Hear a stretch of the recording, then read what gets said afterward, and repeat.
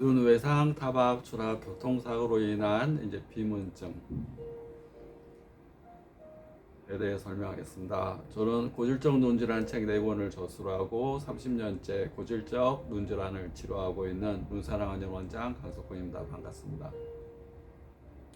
비문증, 눈에 뭐가 날아다니는 겁니다. 뭐가 날아다닙니다. 뭐 점선, 날파리 같은 게 날아다닙니다. 띠 같은 게 날아다닙니다. 알맹이 같은 것이 뭉쳐 있으면서 눈동자를 움직이면 왔다 갔다 합니다. 또 심해졌다, 덜해졌다 합니다. 어떤 경우는 검은색이고, 어떤 경우는 회색이고, 어떤 경우는 약간 빨간색을 띱니다. 이 비문증은 크게 3가지로 분류해서 봅니다. 첫째, 노화로 인한 비문증. 40대 이후에 수정체 노화가 이루어지면 노안이 오고, 노안이 더 진행되면 뿌옇게 변하는 백내장이 오게 됩니다. 수정체 바로 옆에 유리체도 유리 같은 투명한 조직인데 젤리 같은 걸로 차 있습니다. 그것이 40대 이후에 노화가 이루어지게 되면 액화가 이루어지게 됩니다. 젤리가 물로 변하는 과정에서 콜라겐 단백질 성분들이 눈에 떠다니는 것들이 보이게 됩니다. 노화로 인한 경우는 젤리가 물로 변하는 과정에서 이제 점선, 날파리 같은 게 날아다니는 것이 보이게 됩니다. 또 이제 젊은 사람 같은 경우는 스트레스, 밤을 샌다든가 무리하다든가 그런 경우에도 또 이런 점선, 날파리 같은 게 보일 수가 있습니다. 또 유리체 바로 옆에 망막이 있습니다. 망막이 찢어지거나 구멍 나거나 또 떨어져 나오면서 눈에 비문증이 심해질 수가 있습니다. 외상, 타박, 추락, 교통사고 또는 공에 맞거나 야구공에 맞거나 배드민턴 공에 맞거나 장난치다가 눈에 찔리거나 또 이렇게 외상을 입었는데 비문증과 함께 망막이 찢어지는 경우도 있습니다. 망막이 찢어진 건 레이저로 이렇게 하게 되는데 레이저로 이렇게 하거나 한번 상처가 나면 점막이라는 게 생길 수가 있습니다. 망막, 점막. 망막, 점막이라는 건 망막에 기름 같은 막이 뒤집어 씌우는 겁니다. 망막 앞에 기름 같은 막이 있어서 그게 있게 되면 이제 휘어져 보이고 구부러져 보이고 변형돼 보이고 또 복시로 보이는 증상, 겹쳐 보이는 증상이 생길 수가 있습니다. 그런 것들이 망막 중심부로 가서 이제 더 두꺼워지고 망막 점막이 더 두꺼워집니다. 치료 안 하게 되면 두꺼워지고 황반, 망막 중심까지 가게 되면 황반 쪽에 이 찌그러지는 모양, 커튼이 쫙 휘지듯이 평평해야 되는데 찌그러진 모양을 황반 주름이라고 이렇게 얘기를 합니다. 그러면 또 겹쳐 보이고 잘 안 보이게 되고 또 그게 황반 쪽에 오게 되면 시력 저하, 시력 장애를 가져오게 됩니다. 망막 점막은 시야 장애, 시야가 좀 흐려 보여요. 이런 증상이 있을 수 있는데 중심부의 황반 주름은 시력 저하, 시력 장애, 또 시커멓게 보이거나 황반 변성으로 발전할 수가 있습니다. 그러니까 눈 외상으로 인해서 배드민턴이나 주먹이나 야구공이나 축구공이나 이런 걸로 또 격투기나 권투나 이런 걸로 인해서 충격을 받게 돼서 유리체 손상과 망막의 찢어짐, 또 구멍, 박리 이런 것들이 원인이 될 수가 있습니다. 찢어져서 떨어졌다 그러면 실리콘이나 공기를 주입해서 이렇게 하게 되고 찢어지거나 구멍이 나게 되면 레이저로 이렇게 땜빵하게 되는데 문제는 혈액 상태의 문제입니다. 외형적인 거, 성형적인 것은 그렇게 할 수가 있지만 얻어맞게 되면 혈액이 엉깁니다. 멍든 피, 그걸 죽은 피라고 그러고 어혈이라고 그러고 사혈, 죽은 피라고 그럽니다. 그런 것들이 혈전을 형성하게 되고 그러면 혈관을 좁게 하거나 혈관을 막게 해서 시신경 손상을 가져오거나 시신경 위축을 가져오면서 시력이 중심부에서 시신경이 맥히거나 그러면 시력이 안 보입니다. 권투로 맞았는데 축구공에 맞았는데 시력이 안 보여요. 그런 건 외형적인 문제가 아니라 혈액 상태, 혈관 상태 문제입니다. 그러니까 혈액의 문제는 성형으로 할 수 있는 게 아닙니다. 외과적으로 할 수 있는 게 아닙니다.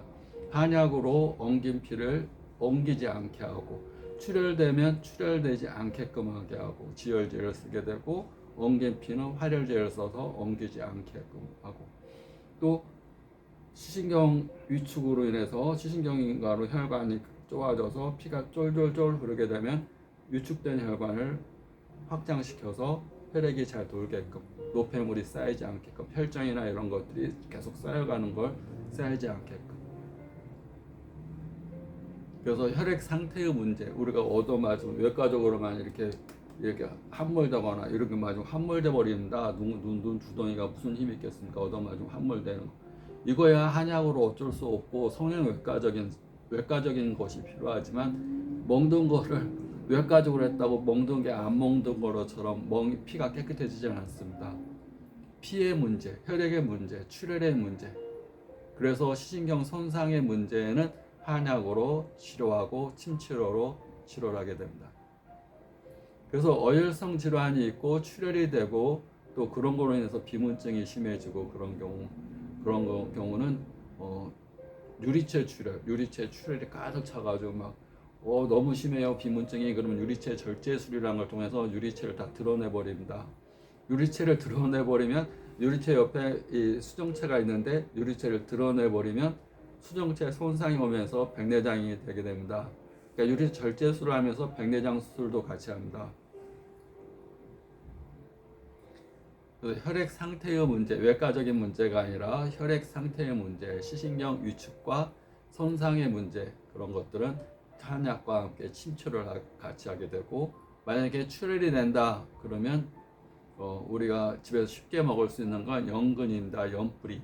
원래 목은 연근, 띠뿌리나 연근, 연뿌리가 많이 데려서 시원하게, 출혈될 때는 따뜻하게 먹으면 안 됩니다. 시원하게 먹고, 출혈이 그치고 나면 한 보름 정도 지나서 출혈이 그쳤다 그런 경우는 연근을 좀 따뜻하게 데워서 먹거나, 또 우리가 강황이라는 거, 어혈이 있다, 어디 어깨가 결린다든가 잘 안 올라간다든가 순환이 안 되는 증상, 어혈로 인해서 순환이 잘 안 될 때는 강황이라는 것을 데려서 물처럼 데려서 먹는 게 좋습니다.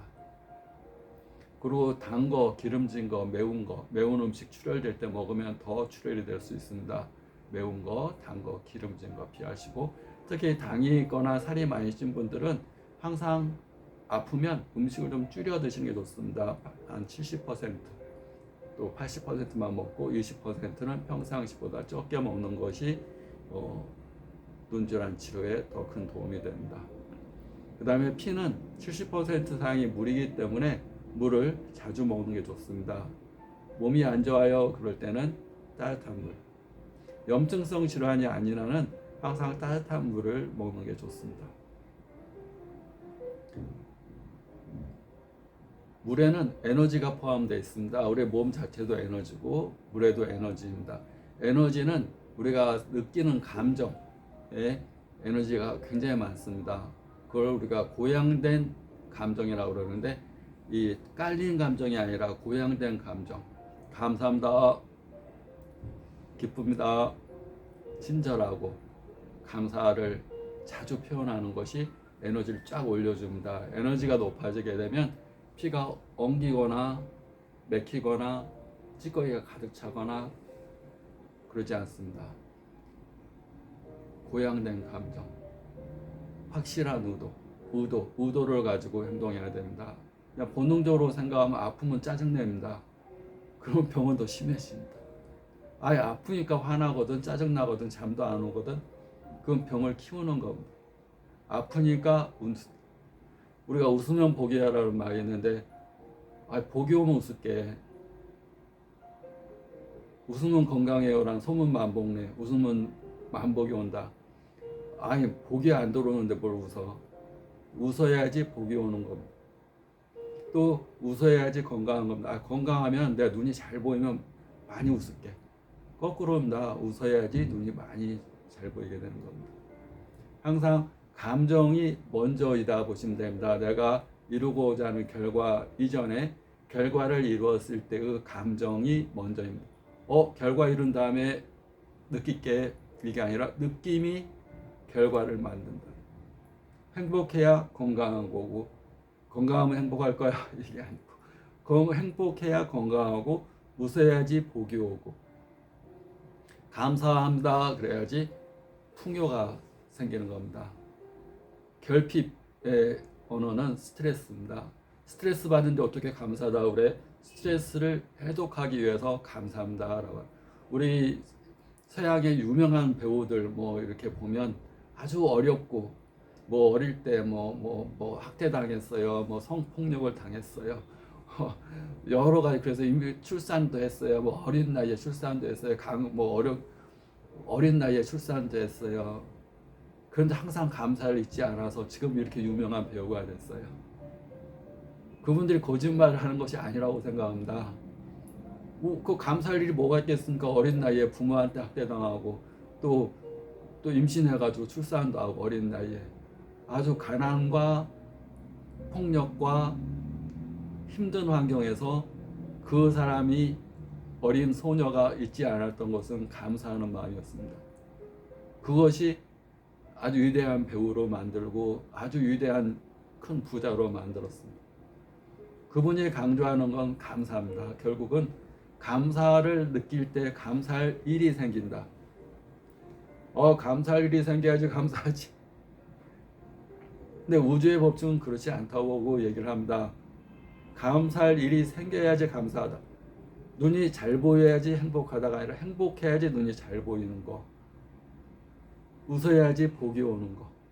우주의 법칙은 먼저 느끼는 것을 원합니다. 먼저 좋아라. 사랑할 사람이 생겨야 사랑하지, 이게 아니라 내 안에 사랑이 충만되면 사랑할 사람이 나타나는 것. 구독, 좋아요 감사합니다.